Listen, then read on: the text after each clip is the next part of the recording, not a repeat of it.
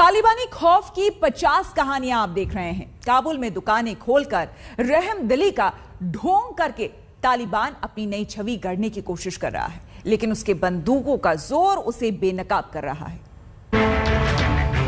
चमचमाती दुकानें, बाजार में घूमते लोग, सड़कों पर आवाजाही, सड़क पार करता सिख, आइसक्रीम पार्लर में बैठे तालिबानी।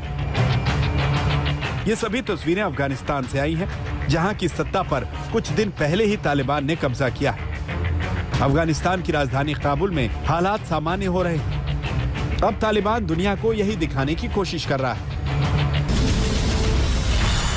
अफगानिस्तान में इस वक्त सबसे बड़ा सवाल पेट का है। ज्यादा दिन खौफ के साए में रहने के बाद घर नहीं बैठा जा सकता। पेट पालना है तो घर से बाहर आना ही होगा। यही मजबूरी काबुल के बाजार की इस तस्वीर से सामने आ रही है। राशन की दुकानें, जरूरी सामानों की दुकानें खुल गई हैं। 3 दिन के डर के बाद मजबूरी में लोग खरीदारी करने निकल रहे हैं। डर और खौफ के साए में खरीदारी करने महिलाएं भी पहुंची हैं। काबुल शहर की मशहूर बर्ड स्ट्रीट का नजारा देखिए। यहाँ की सभी दुकानें खुली हुई हैं। ये चिड़िया का मशहूर बाजार है। आप देख सकते हैं पिंजरों में बंद चिड़िया टंगी हुई हैं। बाजार में इक्का दुक्का लोग ही घूम रहे हैं। हालांकि इस मशहूर बर्ड स्ट्रीट में कुछ दुकानें अभी भी बंद पड़ी हैं। चिड़िया बाजार में कम ही सही, लेकिन ग्राहकों का आना शुरू हो गया है। तालिबान का खौफ बरकरार है। जो लोग दुकान खोलने पहुंचे हैं, उनके लिए भी रोजी रोटी का सवाल है।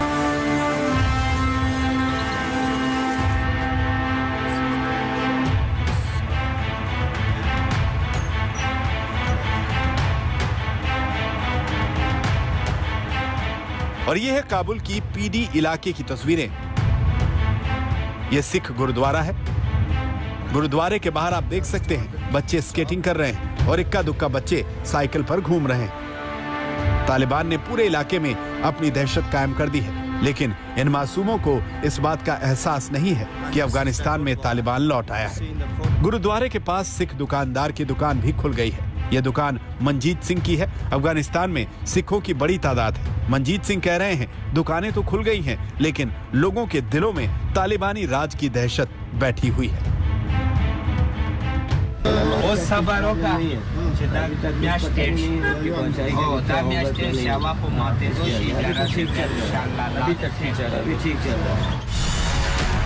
हम आपको बता दें कि तालिबान के खौफ के चलते बड़ी संख्या में सिख समुदाय के लोगों ने गुरुद्वारों में शरण ली हुई है और उन्हें वापस लाने की कोशिशें भी हो रही हैं।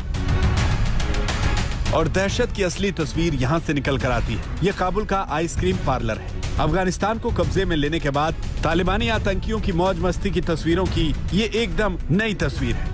आप देख सकते हैं टेबल पर हथियार रखकर तालिबानी आतंकी आइसक्रीम पार्टी कर रहे हैं। इन तस्वीरों को देखकर लगता है कि काबुल में तालिबान के अलावा कोई खुलकर नहीं जी सकता।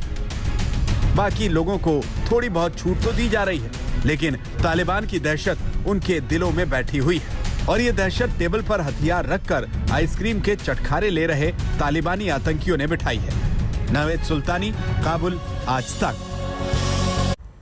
तालिबान सरकार बनाने की जुगत भिड़ा रहा है, बैठकें हो रही है, लेकिन क्या सिर्फ धर्म के नाम पर यह सत्ता हर किसी को कबूल है? देखिए वो कहानी जो तालिबानी सत्ता का सच बताएगी। कहानी नंबर 36। अफगानिस्तान पर तालिबानी कब्जे के बाद मुल्ला अब्दुल गनी बरादर पूरे 20 बरस बाद काबुल लौटा है और अफगानिस्तान में मुल्ला अब्दुल गनी बरादर के नाम की चर्चाएं जोर शोर से हो रही हैं। तालिबान का संस्थापक सदस्य और उपनेता मुल्ला अब्दुल गनी बरादर के अफगानिस्तान का अगला राष्ट्रपति होने की पूरी संभावनाएं हैं। कहानी नंबर 37। तालिबान की सरकार में मुल्ला बरादर के अलावा 4 और तालिबानी कमांडरों को बड़ी जिम्मेदारी मिल सकती है। इनमें सबसे बड़ा नाम है हिब्तुल्लाह अखुंदजादा का। हम आपको बता दें कि तालिबान के गढ़ रहे कंधार से उसके गहरे संबंध है और इन्हीं संबंधों ने उन्हें तालिबान के बीच अपनी पकड़ मजबूत बनाने में मदद की है। करीब 60 साल के मुल्ला हिब्तुल्लाह ने अपना ज्यादातर जीवन अफगानिस्तान में ही बिताया है। उसके क्वेटा में तालिबान की शूरा से भी नजदीकी संबंध रहे हैं। तालिबान के संस्थापक मुल्ला उमर के बेटे मोहम्मद याकूब को भी तालिबान सरकार में बड़ी जिम्मेदारी मिलने की उम्मीद है। 30 साल का मोहम्मद याकूब तालिबान के सैन्य अभियानों का प्रमुख है। तालिबानी कमांडर सिराजुद्दीन हक्कानी भी तालिबान सरकार में बड़ा ओहदा हासिल कर सकता है। सिराजुद्दीन को उसके पिता जलालुद्दीन हक्कानी की मौत के बाद हक्कानी नेटवर्क का नेता बनाया गया। इस समय हक्कानी नेटवर्क इलाके का सबसे ताकतवर और खतरनाक चरमपंथी समूह माना जाता है। अब्दुल हकीम भी तालिबानी सरकार में अपनी दावेदारी रखता है। वो तालिबान के वार्ता दल का प्रमुख है। 60 साल का अब्दुल हकीम तालिबान की न्यायपालिका चलाता है। कहानी नंबर 38। अफगानिस्तान में तालिबानी सरकार बनाने के लिए तमाम तालिबानी नेता अलग अलग जगहों से एकजुट होने लगे हैं। तालिबानी लीडर मुल्ला बरादर की अगुवाई में करीब 20 साल बाद कई तालिबानी नेता अफगानिस्तान पहुंचे हैं। आज तक को इन नेताओं की एक्सक्लूसिव तस्वीरें मिली हैं, जिसमें ये सारे नेता एक साथ इकट्ठा हुए नजर आ रहे हैं और सरकार किस तरह की होगी, कैसे चलेगी, इस पर मंथन कर रहे हैं। कहानी नंबर 39। तालिबान सरकार के गठन के लिए इकट्ठा हो रहे इन तालिबानी नेताओं से आज तक ने कंधार में एक्सक्लूसिव बातचीत की। सबसे पहले आपको सुनाते हैं। तालिबानी नेता अब्दुल सलाम हनफी ने आज तक से कहा कि वो अफगानिस्तान के सभी लोगों को भरोसा दिलाते हैं कि किसी को कोई नुकसान नहीं पहुंचाया जाएगा, लोगों को सुरक्षा दी जाएगी और सभी सुविधाएं भी दी जाएंगी। तालिबान के संस्थापकों में से एक मुल्ला खैरुल्ला खैर ख्वां ने भी आज तक से एक्सक्लूसिव बातचीत की। उन्होंने आज तक से कहा कि अफगानिस्तान में हर किसी के लिए माफी का ऐलान किया गया है, कोई उनका दुश्मन नहीं। कहानी नंबर 40। अब अफगानिस्तान में वो नेता भी इकट्ठा हो रहे हैं जिन्हें 2001 में अमेरिकी और नाटो फोर्स ने भगा दिया था। करीब 20 साल बाद अमेरिका को मात देकर तालिबान अफगानिस्तान पर काबिज हुआ है। तालिबानी नेताओं का दावा है कि वो जल्द ही नई सरकार का फ्रेमवर्क तैयार कर लेंगे। माना जा रहा है कि मुल्ला बरादर काबुल में ही रहेगा और यहीं से तालिबान को लीड करेगा। तालिबान की ओर से जल्द ही दोहा में नई सरकार के गठन की चर्चा की जाएगी। तालिबान ने विश्वास दिलाया है कि इस बार समाज के हर तबके को सरकार में जगह दी जाएगी, इसमें महिलाएं भी शामिल होंगी। आज तक ब्यूरो। अपना सपना मनी मनी, क्या इसी सोच से भागे गनी? राष्ट्रपति गनी देश को रोता बिलखता छोड़कर भाग गए। अफगानी उन्हें भगोड़ा मान रहे हैं। गनी के भागने की वो कहानियां जो काबुल से अबू धाबी तक से जुड़ी हुई है। तालिबान के कब्जे के बाद अफगानिस्तान से देश छोड़कर भागे पूर्व राष्ट्रपति अशरफ गनी भी अब सामने आ गए हैं। अशरफ गनी अपने परिवार के साथ अबू धाबी में हैं। संयुक्त अरब अमीरात यानी UAE के विदेश मंत्रालय ने इस बात की पुष्टि की और कहा है कि मानवता के आधार पर अशरफ गनी और उनके परिवार को शरण दी गई है। हालांकि अभी इस पर पर्दा डालकर रखा है कि अशरफ गनी UAE में कहां हैं, किस जगह पर हैं। अफगानिस्तान छोड़ने के चौथे दिन बुधवार की रात करीब 11:15 बजे वो पहली बार दुनिया के सामने आए। अशरफ गनी ने कहा कि अगर वो मुल्क छोड़कर नहीं जाते तो खून खराबा हो जाता, उन्हें भी तालिबान फांसी पर लटका देता। در هوا چه فاجعه عمق بکله مستند معلومات نیوی آوریدلی قضاوت مو پریکده.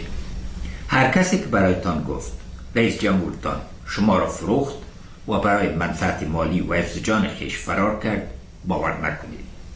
من به گونه‌ای از افغانستان خارج ساخته شدم که حتی فرصت نیافتم تا چپلی‌هایم را از پاهایم بیرون کرده و بوت‌هایم را بپوشم. हम आपको बता दें कि अशरफ गनी देश छोड़कर भागे तो अमेरिकी राष्ट्रपति जो बाइडेन ने कहा था कि तालिबान के सामने अफगानी नेता और सैनिकों ने सरेंडर कर दिया। ऐसे में अशरफ गनी सामने आए तो उन्होंने अमेरिकी राष्ट्रपति के बयान का भी जवाब दिया। अशरफ गनी के देश छोड़कर भागने पर अमेरिका के पूर्व राष्ट्रपति डोनाल्ड ट्रंप ने भी उन्हें धोखेबाज बताया है। डोनाल्ड ट्रंप ने कहा कि उन्हें कभी भी अशरफ गनी पर भरोसा नहीं रहा।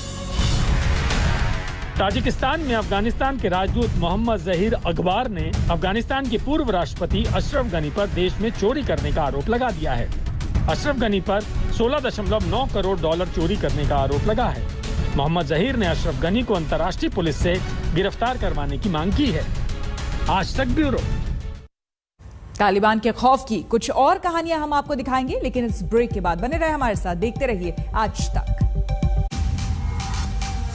आज तक बेमिसाल 20 साल। तालिबान की 50 कहानियों में बात उस इलाके की जहां तालिबानी आतंकी कदम रखने से कांपते हैं। ये इलाका अब भी कब्जे से दूर है और आतंकी मजबूर हैं।